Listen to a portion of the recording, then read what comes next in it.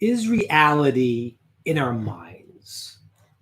That's kind of an annoying question because we all feel what we're going through is very real, and it is.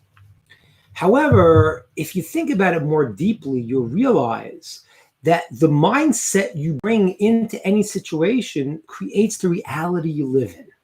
Okay? Let's say, for example, right now we have this corona pandemic. Now, every one of us can realize that how we feel about the situation is going to paint our entire experience. This doesn't mean that if we ignore it, it's not there. That's not what it means. But if we're full of fear, then our world will be filled with fear. If we look at it with a different mindset, our entire world will be experienced differently. I heard a very great man once say, he talked about the idea that this world, reality, is in a certain sense, is an illusion that's real. What does that mean? Imagine that you're learning to become a pilot and you're in a simulator. Now, what happens is that when you're learning how to fly the plane, it feels really, really real because it is. Now, if you crash in the simulator, you're still alive. But what happens is you're not going to become a pilot. Reality as it is in this world is affected by how we experience it. In this course, we're going to actually give us the mindsets to feel the world differently, to experience it differently.